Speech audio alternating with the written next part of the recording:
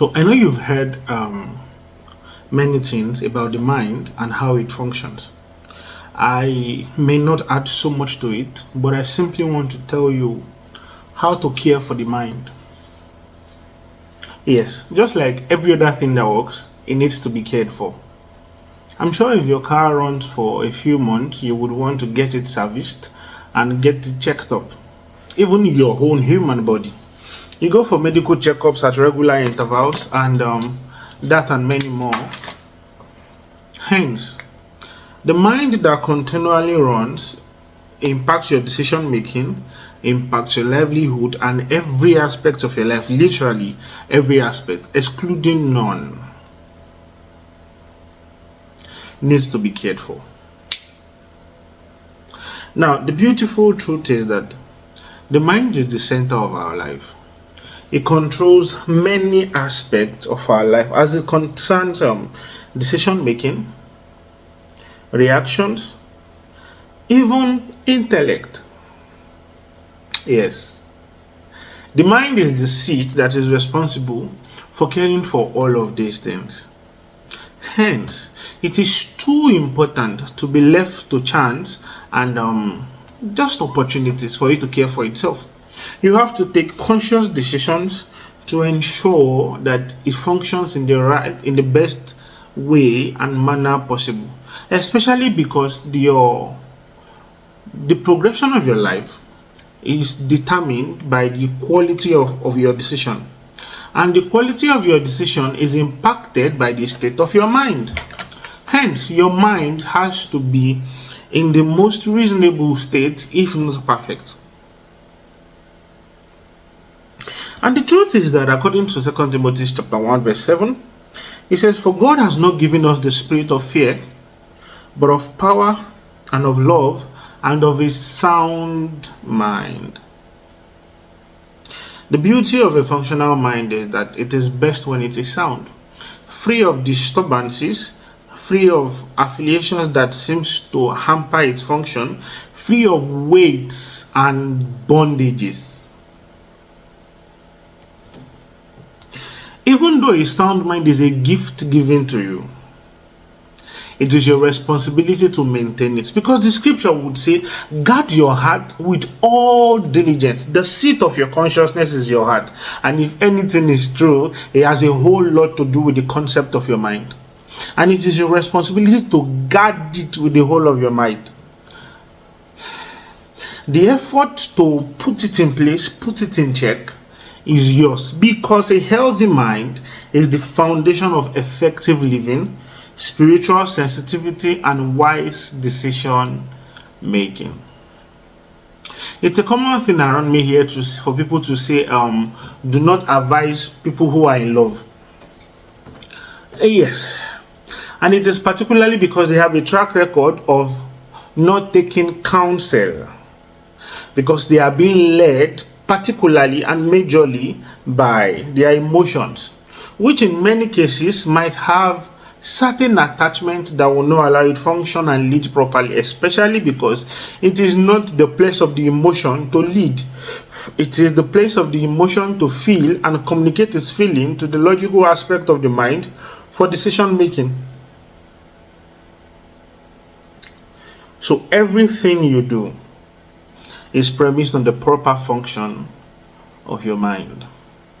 Hence, it needs to be cared for. So, stay with me on this short journey as we look at how to care for your mind.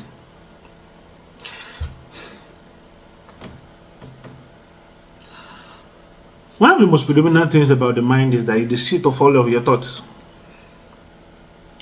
And it is the store of your experiences. The seat of your thoughts and the store of your experiences. There are many experiences you can never forget. Some of them very good, some of them terrible. And you cannot forget them, because they are written and they are etched deep on your mind. And every time you think, you're basically engaging your mind. Now, these two things are the primary things that affect our decision making. What we think by virtue of the knowledge we have gained, or we have attained. and sometimes we make decisions from our past experiences. Some of them can be very good, and the ones that are very bad are the ones that are called traumatic experiences. And a whole lot of time we make decisions based on past trauma because we do not want to experience it again. Hence, everything necessary to not experience it again, we will try to do it. Ask someone whose heart has been broken or has been jilted with marriage in view, or someone whose marriage plan was broken about 2 weeks to the wedding ceremony. They can be very terrified by the idea of marriage. Someone who has been divorced can be terrified, traumatized by the idea of marriage, so much so that they will do everything right until it gets to the point of making the decision of getting married again, and they will flee like it's an abomination. Their experiences are determining the actions they will take, and that is still premised on the function of the mind. All right. Hence, we have one responsibility, according to Romans chapter 12. It says, be transformed by the renewing of your mind. Fortunately for you, the quality of your life is being determined by the people you have listened to. And for many of you, fortunately, you have been tutored all your life by people who are reasonable. And in some cases, unfortunately for some people, they have been tutored by people who believe poverty is virtue, people who believe suffering is godliness, and who have a warped mind, a least functional mind, and a least enlightened mind. Hence, they will be tempted to share the perspective of those people as they grow in life, because from age 0 to probably 18, 16, 17, those people made decisions for them, and those people taught them how and what life should look like, not knowing that those people are sometimes intentionally cultivated fools, and in some cases they just did not know better. But whichever it is, it then becomes your responsibility, according to the scripture, to do a renewal process, to check the things you have believed that are true and hold on to it, and check the things that you have believed that are not true and divorce yourself from them. And that process is what I call the renewal of the mind. It is a necessity. You have to renew your mind. You have to check the things you have believed. Many of them are lies. One of the most prominent lies the African young man has believed is that wealthy people always have a hidden story that they do not want to tell about how they got rich. Unfortunately, some people do not have that. They have worked their way to riches, and we have seen it. Well, some people do have, but they believe that everyone does. Some people believe that as long as you're rich and you have material wealth, you are not the friend of God. And unfortunately, that is also untrue. I wish there could be a more bigger lie than that. Now, some people also believe that if you do not have substantial material wealth, that you have offended God and God is not pleased with you. That is also another lie. All of these things can be lies.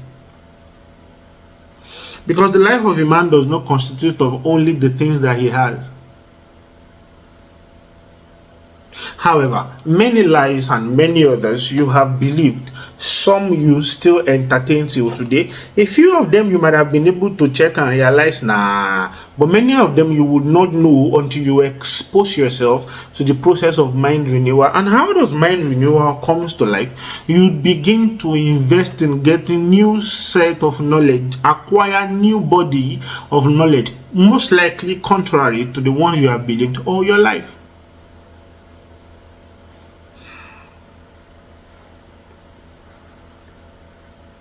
You were raised by someone who lived on a salary all their life, and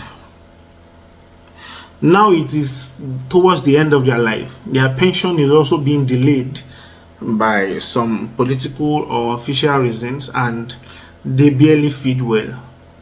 and the only advice they have for you is for you to finish your degree and get a job so you can have your salary, and you are going to live your life running after one salary to the other. And unfortunately, if you stick to only that, you will live to become like them with your pension delayed.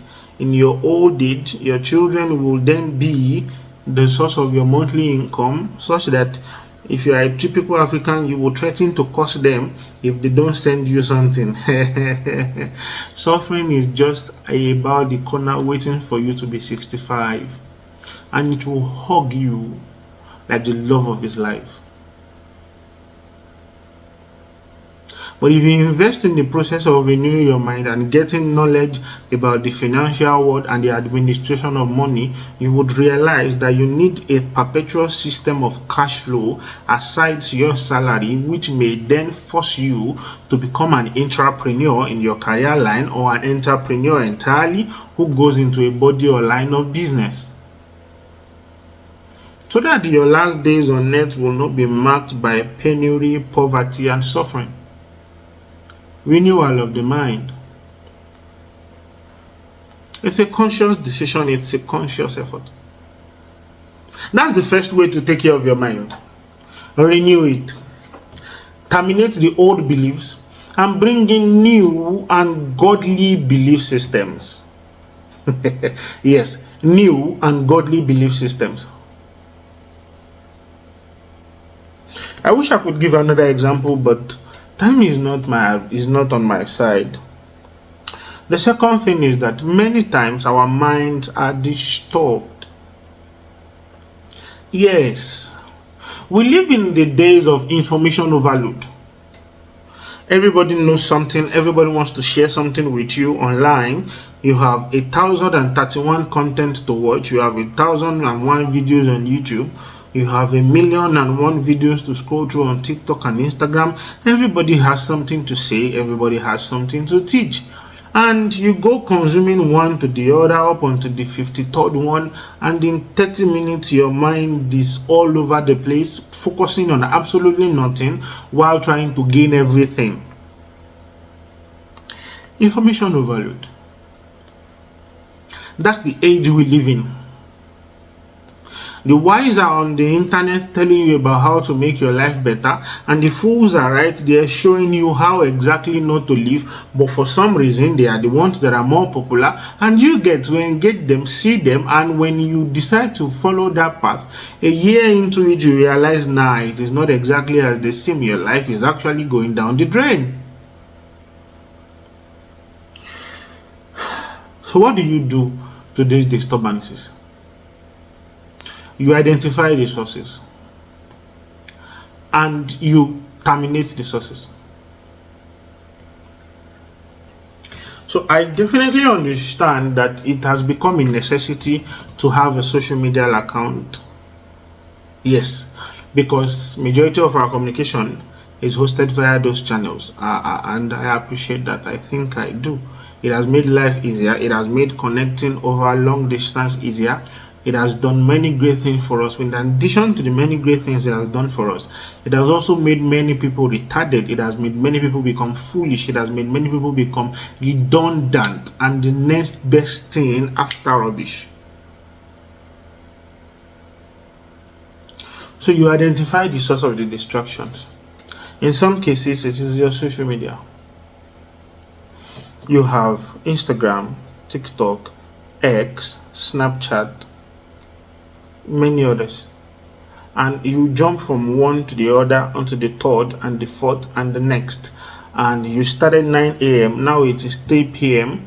you still have one left to go because you have not even checked what God is doing on Threads or what Satan is doing on Threads, whichever one it is you believe in. Your day is gone, your hours are wasted, your brain is fried. Yeah, many things are going wrong with you. The thing is, identify the most important ones and condition it to look like what you want. And if you don't know what you want, then you may just have to keep suffering until you know what you want. All right, but identify the most important ones and terminate the unnecessary ones. You cannot exist on every social media platform. If you see those who exist on every social media platform, yes, they have a social media manager. Yes, they do. They actually pay people to manage those social media accounts for them. That's how they have been able to switch and stay relevant on every social media platform. Here you are with your two phones, and you jump from one to the other, onto the next and the third and the fifth, and your life is just about to go off because you only consume from it. You don't even have anything to offer to it. How beautiful. I would digress on my point and say this to you, my wonderful listener. Give something to the world before you take something from the world. Even if it is a writing, put it online. Let someone learn something from you before you consume 33,796 content in one day. Before you fry your brain, shit. Okay. Before you before you damage yourself a little further, at least offer something of value to someone. In the process of offering something of value to someone, you have reduced the time and possibly the damage you will do to yourself by spending 8, 11, 12 hours on social media only. It's fine. That's just one potential source of disturbance. Some of you exist in toxic environments, terrible environments. You cannot even sleep with your two eyes closed. I understand, but I also think you have to leave. Begin to make the plans necessary to leave. You know that day you sleep with your two eyes closed, somebody is going to remove your roof. You should leave. There's nothing more important than the sanity of your mind. You should leave. You stay in a place where you are unwanted. I understand that you are suffering and the economy of your nation makes it bad, makes it worse. You can't even afford your daily bread, and the only place you can get to manage to put your head, you are treated like a slave. And maybe there's still food that also you're willing to endure. I may have to tell you that you won't die. Seek help from people, seek help from elsewhere. You will find, and you won't die. But if you stay stuck there, your mind may just never recover from damage that will happen to it. The Israelites always wanted the next opportunity to return to Egypt, up until a point where he pissed God off and snakes began to beat them, and many of them eventually did not go make it to the promised land because they did not know what it felt like to be free. They had not tasted freedom in fact, that generation most likely had never been outside of Egypt. There was no freedom. They knew no knowledge of what it meant to be free. They only knew slavery, cane, beating, and food. And that was comfort for them. Actually, it was comfort for them. And when they were thrown into the desert to try to walk onto the promised land, it was hard for them to adjust to the new reality, up until the point where God felt like, nah, these people are undeserving of getting into the promised land, and you had to wait for 40 years for another generation to come up that will eventually inherit the promise. It's that terrible. What slavery and bondage can do to a man. Some of you have forgotten what it means to be free from a toxic relationship, from a toxic environment. If you're forgotten, I want to advertise it to you. Just give it a trial. Stay away from that place, from that person for 48 hours. See the freedom you will have. See the peace you will have. Then go back in there. By the time you're back in there and you realize what you have missed, you will want to run away. Seek help from other places. That place you are is not the only place you will find help. It is just the first place you found help. If it is time to leave, pack your bags and leave. There are many other things that disturb your mind: fear, anxiety, overthinking, and uncertainty. One of the most amazing things about we humans is that we try to imagine every possible outcome, but we only believe the negative outcomes. I wonder how it is so. So you want to do a business, you have a business idea, but then you thought about how it can be successful, how beautiful the success would be, and you were not motivated by it. But the moment you thought about how it can fail, you suddenly struck it out and you are no longer making a decision along that line. Why did you have to cancel it because of a negative imagination? Why did you believe only the negative report? I still wonder why it is so for us as humans, but that is the reality of it. We imagine the worst and we believe it. I have a good news. Imagine the best and make attempt towards it to believe it. Yes, imagine the best. And in some cases, it is unresolved emotional experiences.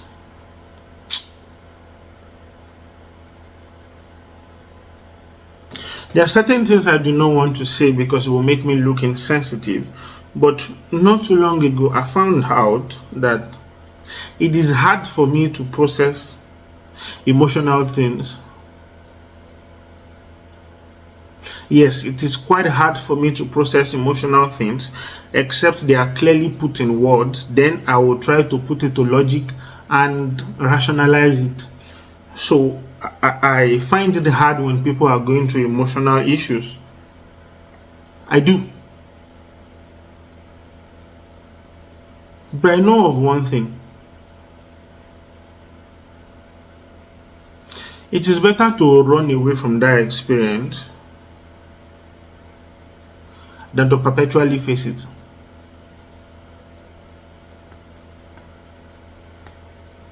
If it's an interpersonal relationship that is planning and making plans to effectively break and destroy you, I am definitely sure you'll be much better without it. I know all your life you have thought of a good marriage and this person looks like the person at a point in time, but here they are just about to destroy your life and they beat you every AK market day. Here you are at the place of work, you are not treated like a staff, you are treated like a slave. Everything you do is never good enough. Everything that is good, you cannot be credited for it because you are treated like an acquired property, whereas all you have is a contract and you are damaged. I think you should dust your CV and find another place, alright? I think if you die there, you will not even be buried because you are not of value. Whatever it is that is disturbing you emotionally and it's continuous, I think you should leave it. For the ones that are from the past and they have refused to let go of you, I think you should face them. Yes, I think you should face them. You were once divorced and now every person who is married is like your enemy. I think you should get into another relationship and then see a therapist on the side so that this time around you don't make a shipwreck of the new one. Because what you are actually experiencing is the fact that there was a good before the bad, and as a result of the bad, you are trying to run away from the good, but your soul still yearns for the good experiences.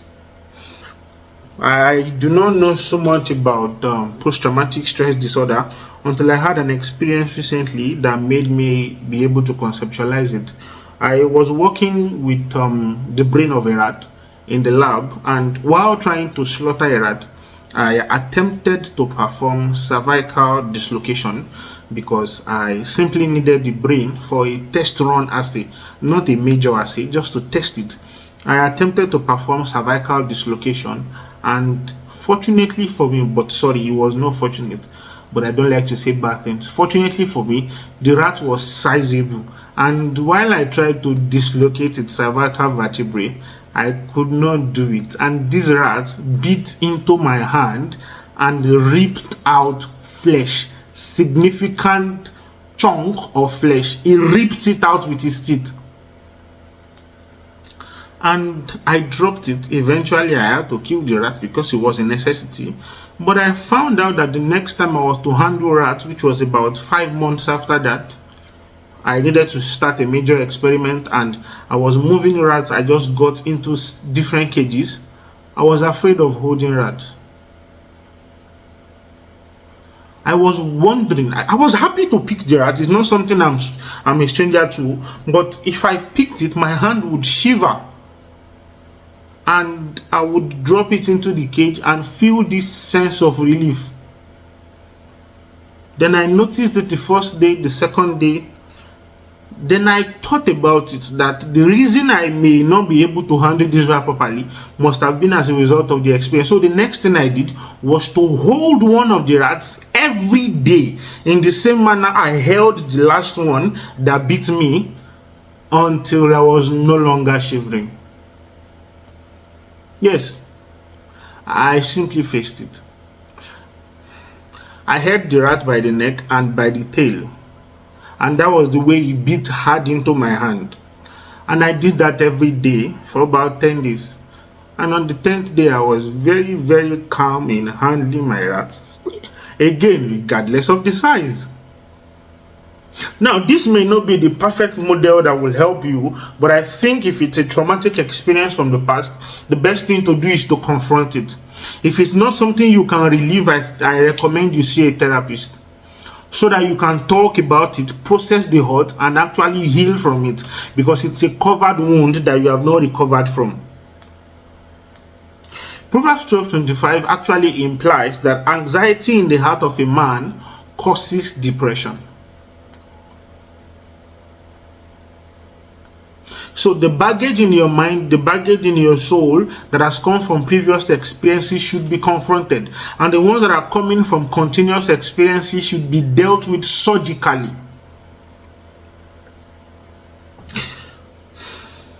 Another thing you have to do to keep your mind sane and healthy is to guard it jealously. Proverbs chapter 4, verse 23 actually says, keep your heart with all diligence, for out of it spring the issues of life. Okay, so I am a very reserved person. I have every necessary attribute required for success. I am neither an introvert nor an extrovert, but I prefer to live an introverted life.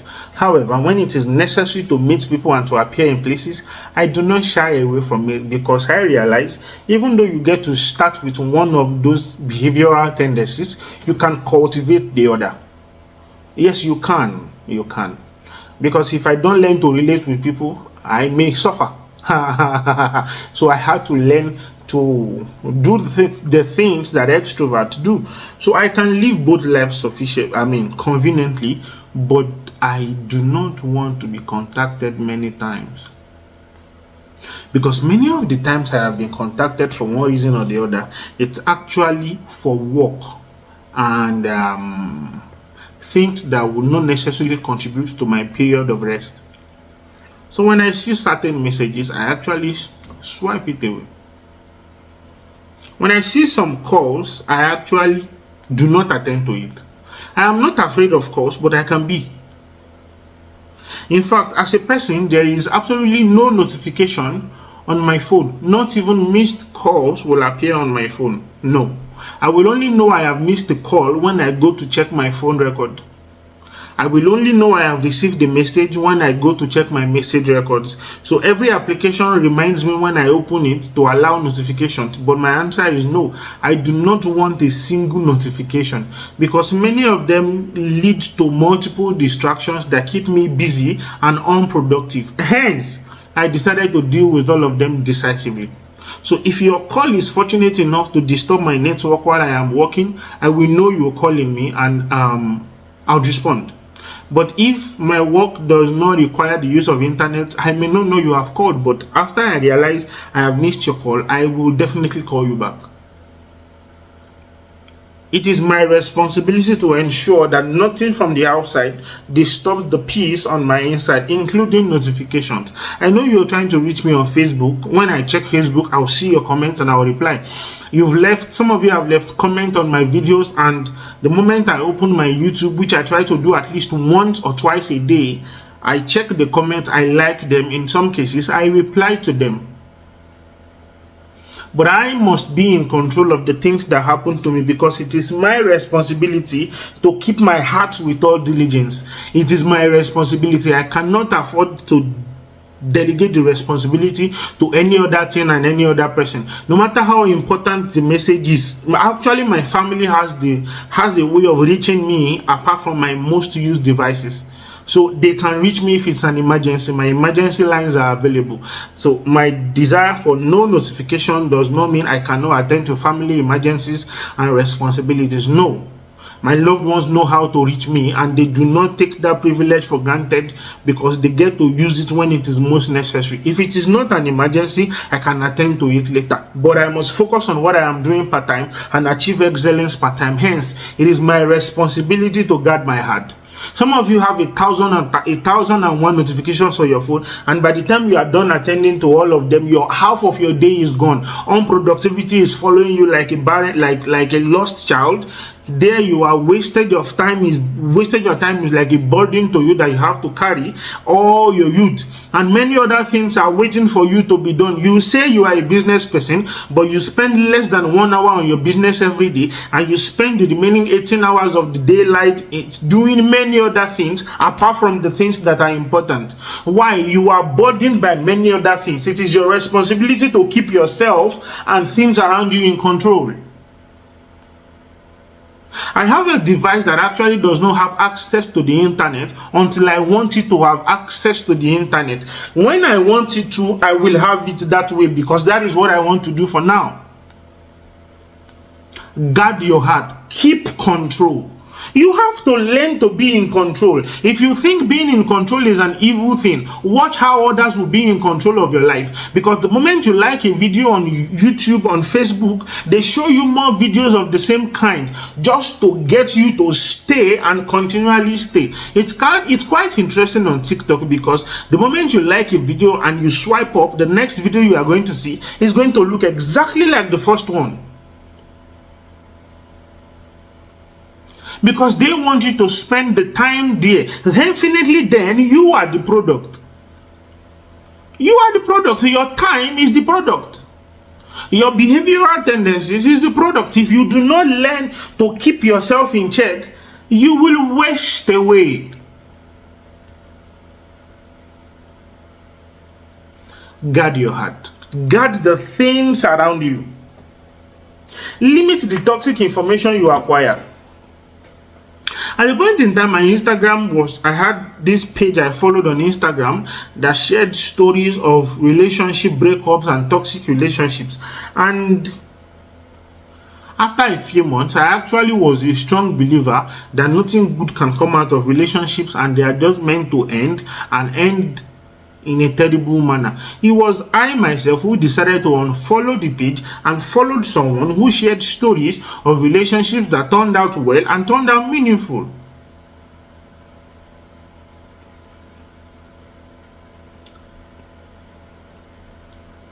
That environment can be avoided. Those people can be avoided. Those places can be avoided. Those disturbances can be avoided. Deal with it. And finally, you should control the thoughts you entertain. 2 Corinthians chapter 10 verse 5, I am inferring from this scripture. It says, cast down every imagination and every high thing that exalts itself against the knowledge of Christ. Whatever it is that is not going to benefit you, deal with it. Exorcise it like a demon. And Philippians 4:8, it says, whatsoever things are true, whatsoever things are honest, whatsoever things are just, whatsoever things are pure, lovely, and of good report, think on these things. It means the things that you will allow to stay in your mind, you have the right to select them. If you do not select the things that stay on your mind, you may actually run mad very soon. That's the reason you are depressed. That's the reason you seem to be losing it. You are anxious. You are technically almost running mad. Because you entertain every thought. And you don't seem to think that it is within your ability to deal away with some. You have to learn to take control. Set environment that will keep you in control. Set systems around you that will keep you in control. You know, there are certain people who every time they call you, it is trouble. That's why there's a block button on your phone. Actually, you were born without that person and you will die without that person. Yes, you won't live forever. You will die without that person. So what makes you think that that person cannot be blocked and exorcised like a demon? And if it is things that are contributing to disturbances, deal with them. It is within your right and within your ability. Do not try to make me think you can't do it and you have tried and you have failed. Do it again. Do it again until you master it.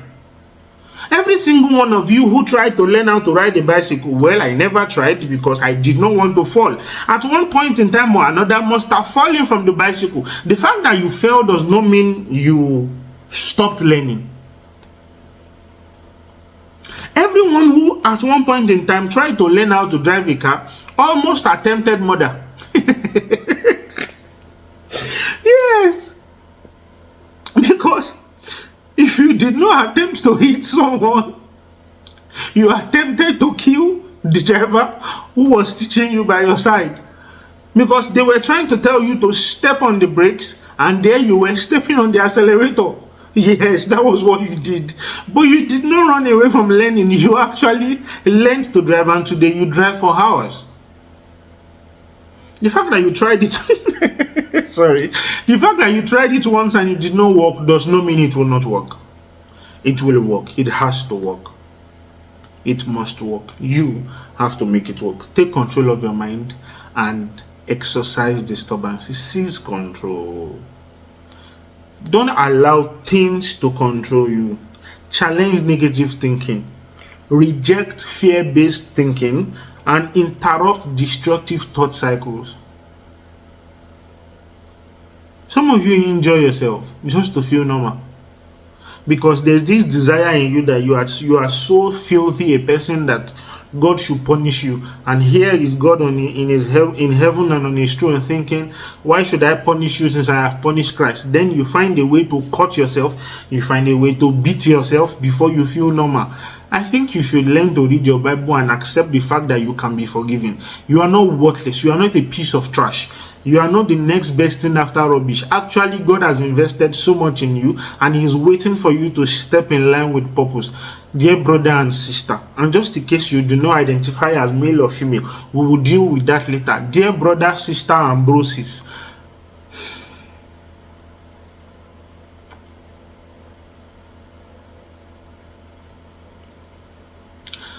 to eliminate the things that seek to take control of your mind, you have to be the one in control. Set the systems that will ensure that all disturbances are gone. And for the ones you need to confront them.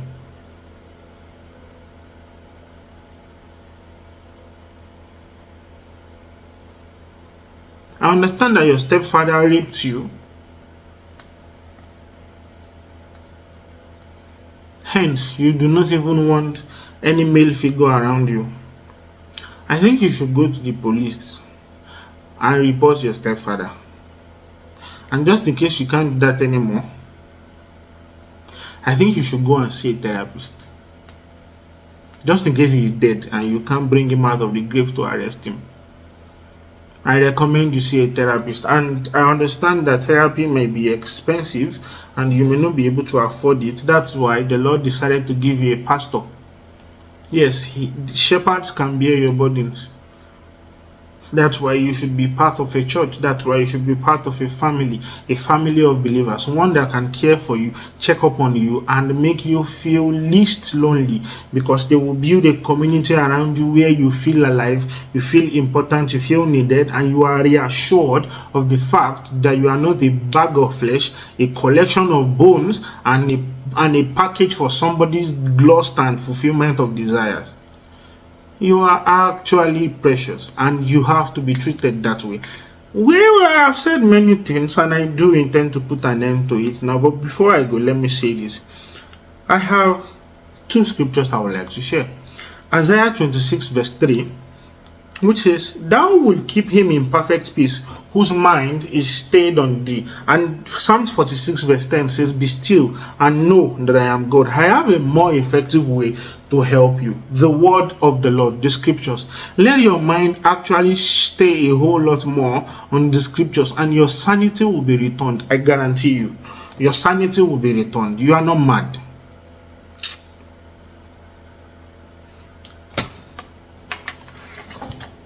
Your mind does not rest. You do not have a separate time for rest and meditation. You are always thinking. Yes, you need it. You need to sit down and meditate on the word. You need to sit down, read the scriptures. Let the scriptures distract you from every other thing. Let the reality of the scriptures seep into your heart.